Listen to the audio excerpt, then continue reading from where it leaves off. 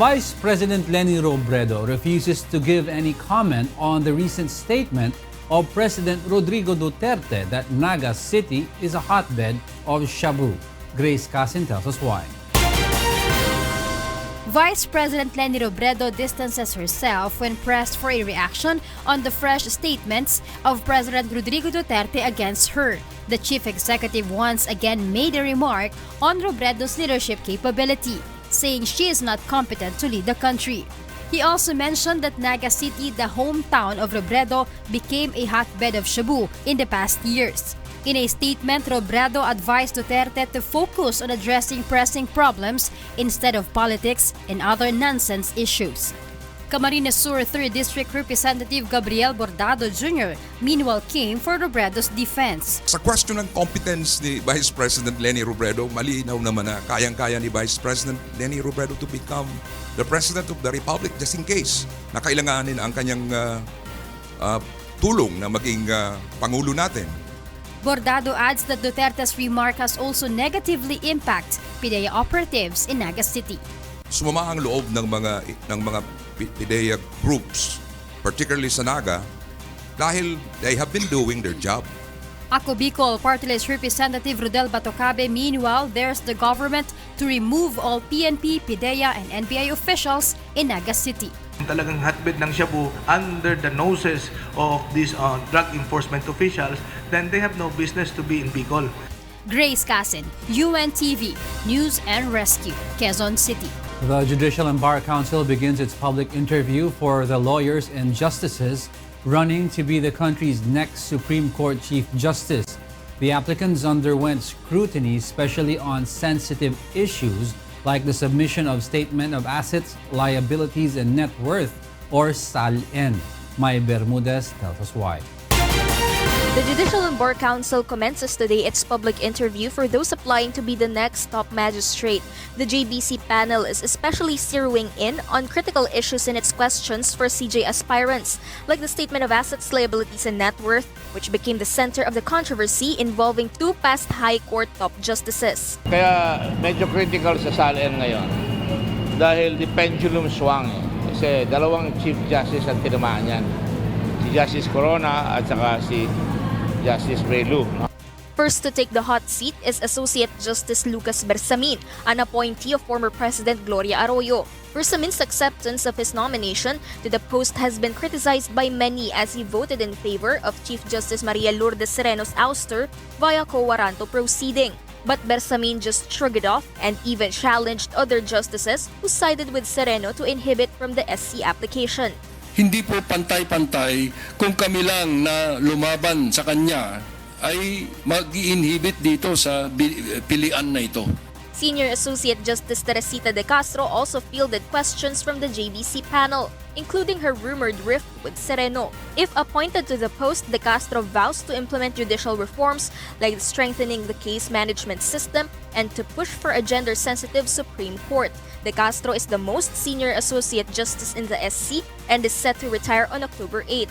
Justice Diosdado Peralta, meanwhile, was questioned on his controversial decision to bury late President Ferdinand Marcos at the libingan ng mga bayani. I hope that issue has already been buried, Your Honor. Because if we do not bury that issue, then we cannot move on. Justice Andres Reyes Jr. meanwhile believes the Constitution must be followed on the issue of presidential succession of Vice President Leni Robredo. This is in relation to President Duterte's recent statement preferring Bongbong Marcos or Senator Chis Escudero to replace him if ever he steps down from office. From these applicants, the JBC has to submit a shortlist to the President. President Duterte has until next month to select the next Chief Justice. May Bermudez, UNTV News and Rescue, Manila. Although the Department of Labor and Employment is open on the proposed 14th month pay, it will still reserve its position on the matter until it has consulted with the labor and management sector. Aiko Miguel will tell us why. Senate Bill Number 2, or an act requiring employers in the private sector to pay 14th month pay of Senator Tito Soto III, is still pending since July 2016.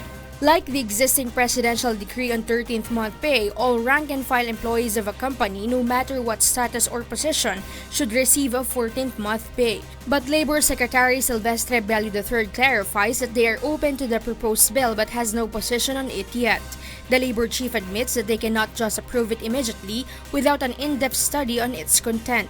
Secretary Bello says they don't have a copy of the bill yet. We are open. Kasi kung close kami, hindi na kami magko-consult. Wala pa kasi. That's the reason why we are going to consult both the management and labor para we will take a position. At the same time, we also have to wait for the inputs of the economic advisors of the President. DOLE further says it has to discuss the bill and consult it with labor and management to consider the interests of both sides. Malaking bagay sa kanila yon. Pero yung sinasabi ko, kailangan din makuha natin ang panig ng mga employers and management. Dahil mamaya ibigay nga natin tapos hindi makakayanan ng management or employers. Baka yung ating intention to give our workers more benefits might result into less employment. Bello is in favor of giving more benefits to workers, but he clarifies that DOLE has to maintain the beneficial social partnership between workers and employers, as well as the impact of the proposal of the country's economic stability.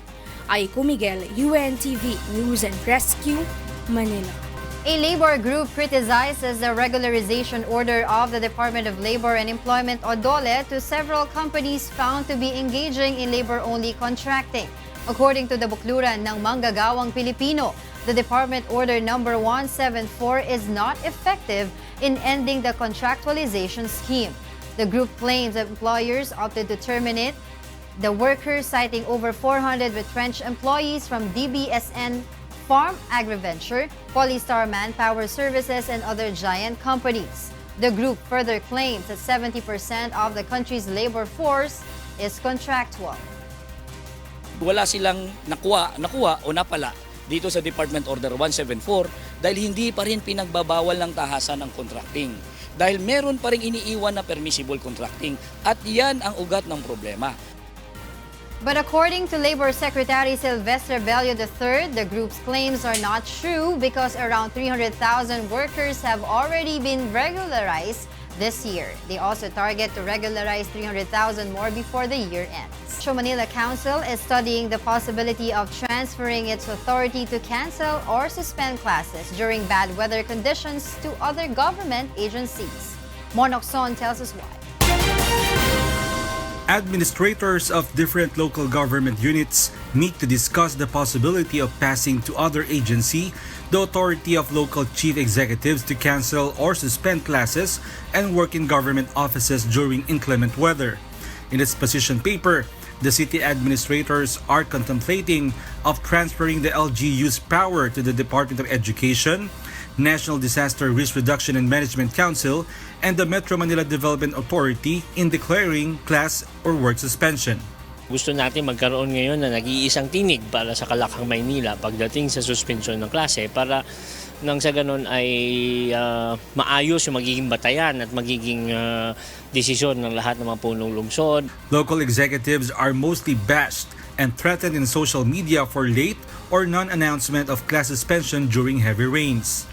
Ang iniiwasan lang ng mga mayors ngayon ay yung sinisisi sila dahil pag nagdeklara ng suspension ng klase, bigla umaaraw. No? Tapos pagka nagdedeklara tayong suspension ng klase ng maaga or huli, hindi na nila alam kung ano talaga yung tama at maling gagawin sa suspension. No? Bagamat di natin kontrolado ang klima, no, at ang panahon. In 2012, Malacanang issued an executive order number 66 giving the local chief executives as chairpersons of their respective local disaster risk reduction and management council the power to suspend classes and work in the government. The council, however, clarifies that the jurisdiction in suspending classes will not be totally removed from them, as it can still override the decision of the lead agency depending on the situation. LGUs will also provide important information to the selected agency to help in making quick and sound decision. Ang tao kasi namin nasa national road lang eh.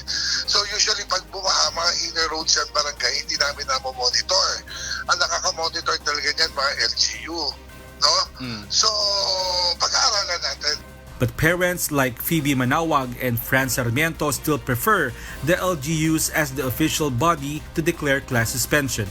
Dapat talaga ang mayor kasi posible naman po hindi nila alam ang lugar o kaya vice mayor. Kalsada nga po yung mga traffic, hindi na nga po nakakayanan ng ibang MMDA na maayos ang traffic.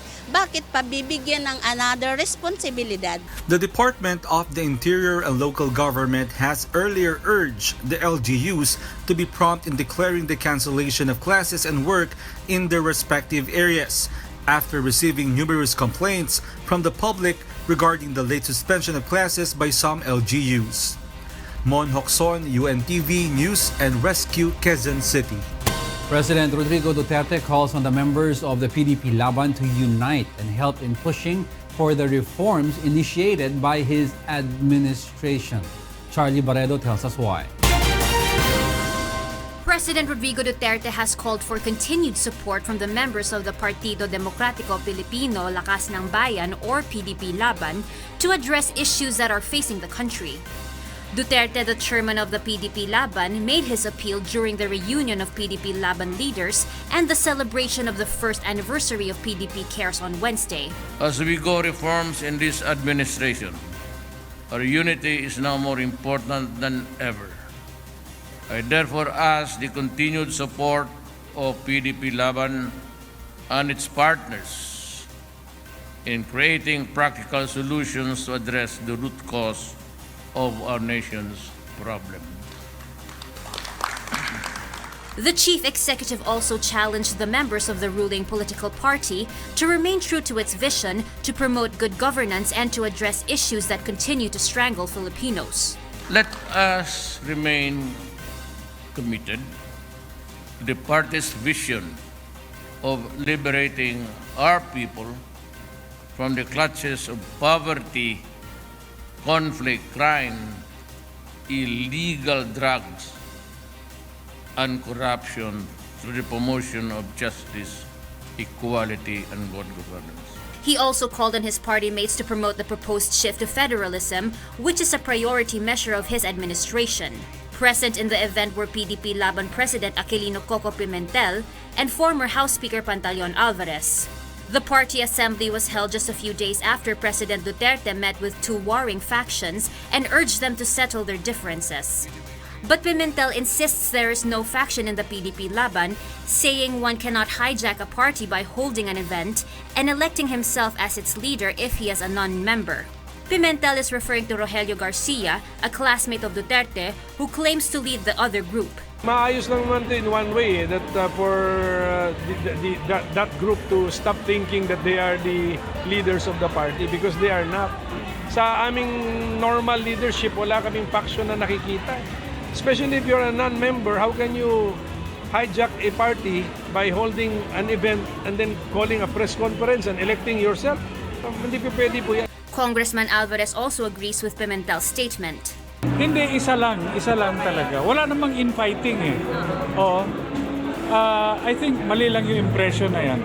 The members of the PDP-Laban are expected to meet again by September to iron out other issues. Charlie Robredo, UNTV News and Rescue, Philippines. President Rodrigo Duterte is likely to step down if former senator and defeated vice presidential candidate Ferdinand Bongbong Marcos Jr. wins his electoral protest against Vice President Leni Robredo.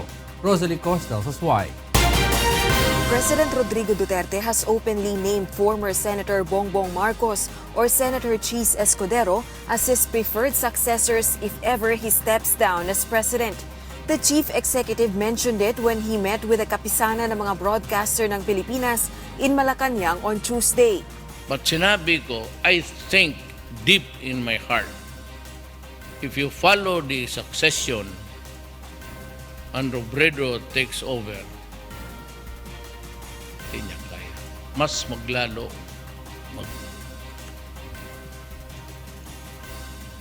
Hindi niya kaya. Tapos may honest opinion ko talaga.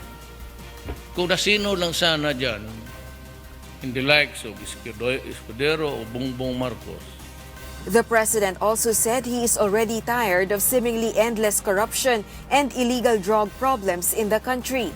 The sentiments of Duterte in stepping down from office might become a reality if Marcos wins in his electoral protest against Robredo, according to Malacanang.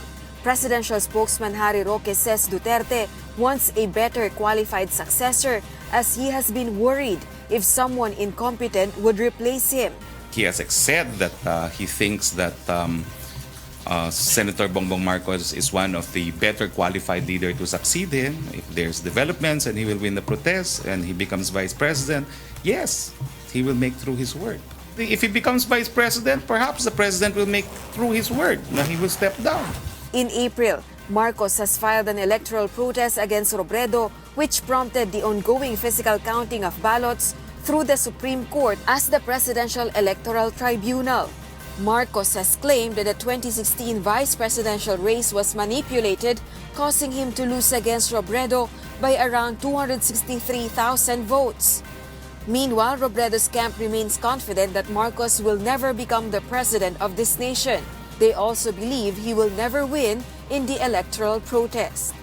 Rosa Licoz, UNTV News and Rescue, Malacanang. Malacanang calls on the public to give the high occupancy vehicle policy in EDSA a chance amid mounting calls to suspend its implementation. John Nano tells us why.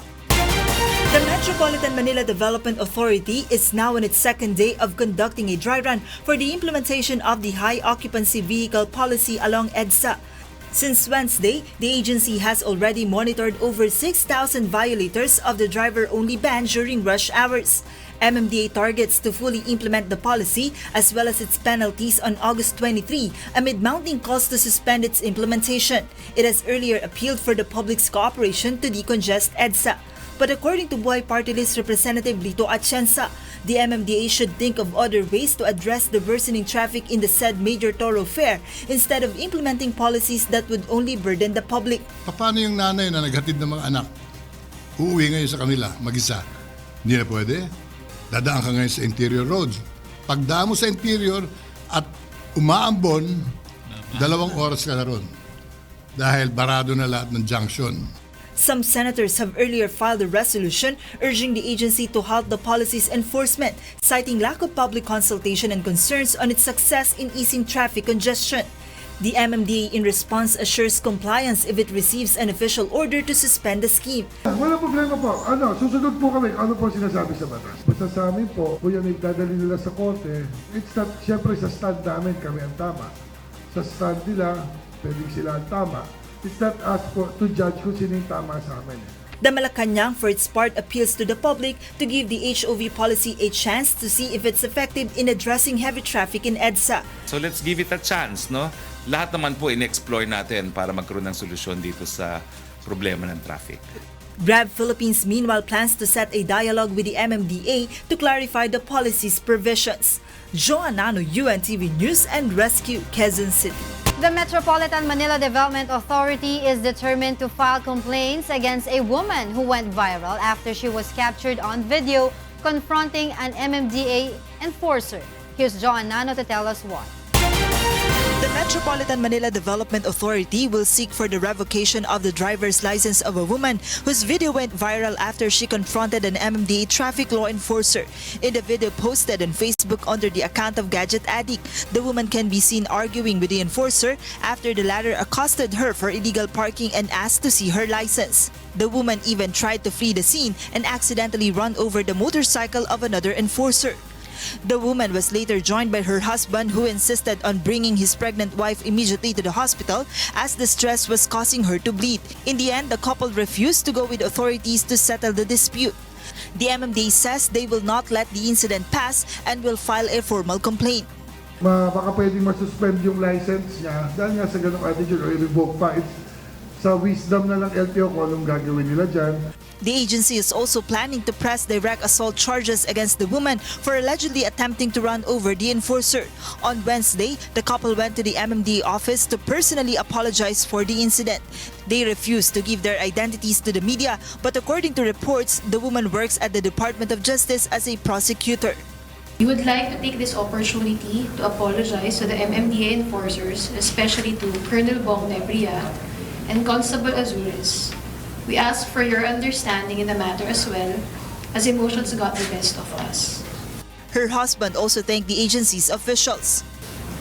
We would like to thank the MMDA leadership, as headed by Chairman Danilo Lim and General Manager Jojo Garcia, for giving us this chance to make this apology and in recognizing the consequences of our actions. The agency reminded motorists anew to respect the policies of the MMDA. So yun lang, sa atin lang, sana po maging aral na ulit na naman po sa atin. Yung simple traffic violation po, wag na po kayo makipag-away. Bigay nyo lang po yung lisensya nyo, titikita kayo, tapos na. Wala pa pong 1 minute, 2 minutes yan, tapos na kagad, kaysa magkaroon ng confrontation. Joanano, UNTV News and Rescue, Makati City. In other news, a marine biologist urges the public to practice proper waste disposal following the death of a beach juvenile whale shark in Davao del Norte. Janice Enhente tells us why. 14-foot whale shark has been found to have ingested various kinds of plastics after a necropsy conducted by a marine biologist. The juvenile whale shark recently washed ashore at a coastal barangay in Tagum City, Davao del Norte. According to marine biologist Daryl Blatchley, the whale shark had ingested plastic cups, food wrappers, and other plastic waste that could have caused its death. Basically, they swim along the ocean, they open their mouth, and they just filter in everything through their gills. Unfortunately, in the case of this one, there was plastic cups that got stuck in the gills. There was candy wrappers. There was all different kinds of plastic debris that were plugging up their gills and their feeder rakes, and then also filling up their stomach. They have a stomach that's actually about Blatchley says people need to reduce plastic use and dispose of trash properly to help prevent more marine creatures from dying of plastic ingestion. Coastal cleanups is picking up the garbage that's already there. It's the discipline of stop throwing the garbage to begin with. Because if you put a net across a canal to catch all the garbage, that doesn't stop more garbage from being thrown into the canal. The discipline has to start on the personal level. A whale shark is a slow-moving filter-feeding carpet shark and the largest known extant fish species. It grows up to 40 feet and notably the largest living non-mammalian vertebrate. Whale sharks are important in the ecosystem as its smocks can fertilize the seabed. They're controlling everything in the ecosystem has a balance that keeps the other species in balance. Young sharks, they eat the sick and the dying ones, so they're the garbage collectors. A report by the Ocean Conservancy and the Mackenzie Center for Business and Environment listed the Philippines among the 5 Asian countries accounted for up to 60% of the plastic waste leaking into the oceans. Janice Enhente, UNTV, News and Rescue, Davao City. The fans of Asia's Phoenix Morissette are in for a surprise and special performances in her maid concert set to be held in Dubai. Leslie Longbowen tells us why. After her successful concert at the Big Dome and her hometown in Cebu, Asia's Phoenix Morissette will share her talent next to Filipino workers in Dubai. Something new that the fans or the audience can expect for this next. Of course, I'll be joined by the Sam Concepcion. It's going to be a really fun collaboration tomorrow. And of course, we tweak the songs a little bit for a more personal feel, of course, of our own Filipino audience. Morissette's fans in Dubai will witness the young diva's performances live at the Morissette's Made concert happening tomorrow.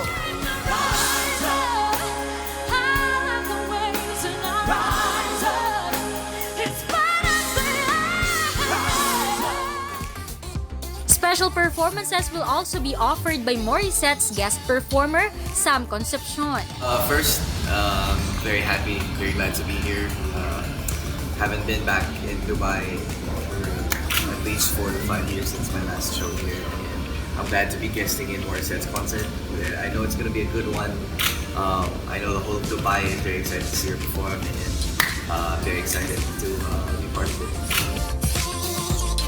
Bonus performances from members of the Wishful Five will also be witnessed. Excited kami na ipakita yung mga talents namin sa maraming pang tao na mga nasa Dubai. Masaya kami kasi magkakasama pa kaming pupunta And we will make sure na may enjoy lahat ng tao kasi lahat ng pagiging Pilipino ipapasok namin sa performance namin. Wishful 5 is grateful and honored to be part of Morissette's concert. This is their first out-of-the-country performance. Thank you so much kay Kuya Daniel Razon for giving us this kind of opportunity na makasama po sa concert ni Miss Morissette. Morissette is made concert produced by La Verdad Events Management will take place tomorrow at the Dubai World Trade Center Zabil Hall 2 at 7:30 p.m. Leslie Lombongan, UNTV News and Rescue. An agricultural group projects a 5 peso per kilogram increase in the price of rice in the coming days despite the availability of NFA rice in the market. Ray Pelayo tells us why. The price of commercial rice remains high despite the availability of imported rice produced by the National Food Authority in local markets. In Kamuning Market in Quezon City, for instance, the price of well-milled rice shoot up by 2 pesos a kilo. Retailers say it is normal for the price of rice to go higher during lean months or this time of year, but they noticed that the current prices are indeed staggering. Sabi nung mga dealer, yung mga dealer na kinukunan namin, kumuha ka na ng marami sinasabihan na kita. Kasi next week, iba na naman ang presyo. A new delivery of NFA rice arrived at Kamuning Market last Monday. Its price remained at 32 pesos per kilogram, but also of the same quality as commercial rice which sells at 45 pesos per kilogram. The lower price of NFA rice is at 27 pesos per kilogram. But for the agri-group, Samahang Industriya ng Agrikultura, lowering the price at this time is a challenge as they project a 5 peso per kilogram increase in the coming days. The reason, the group says, is the shortage of buffer stock in national warehouses. Ang nakikita lang natin, siyempre, yung local buffer stock is nasa 200,000 metric tons, more or less. So, good for 5 to 6 days na lang yun. Yung sa NFA, 250,000 metric tons, good for mga ganun din. Ray Pelayo, UNTV, News and Rescue, Quezon City. An expert from the University of the Philippines explains that the government subsidies to affected families are not enough to mitigate the effects of train law. Nel Maribuhok will tell us why. Some senators are dismayed over the apparent slow implementation of agencies in providing subsidies to poor families affected by the price increase of basic goods.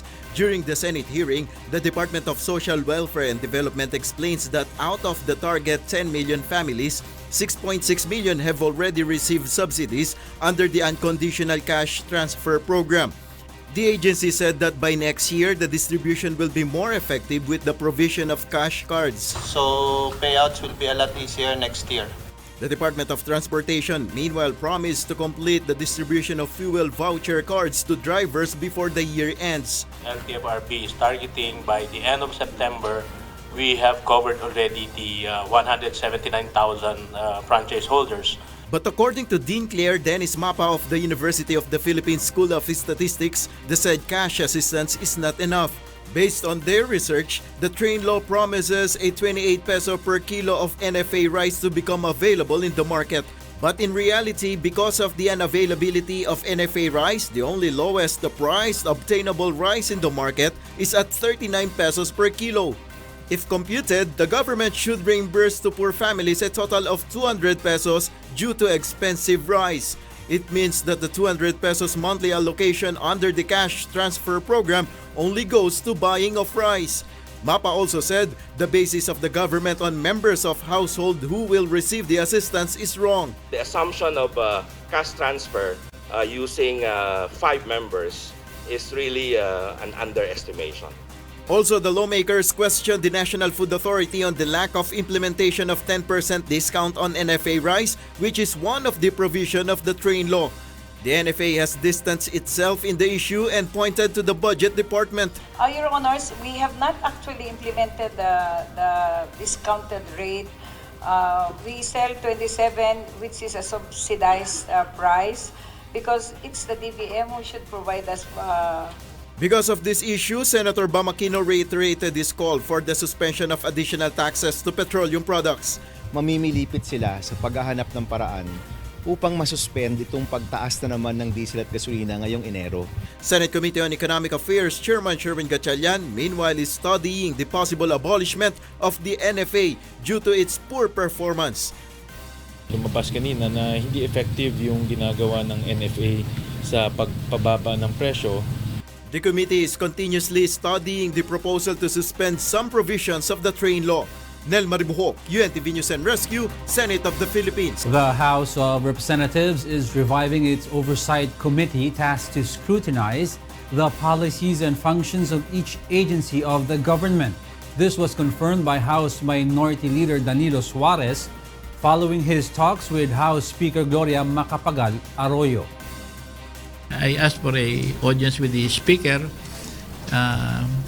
Tinanong na niya kung magkano ang ilang stopping na naman ang kailangan. Suarez also asked Arroyo to let him act as the chairman of the Oversight Committee, being the current minority leader, for transparency. The said Oversight Committee was ruled out during the Aquino administration.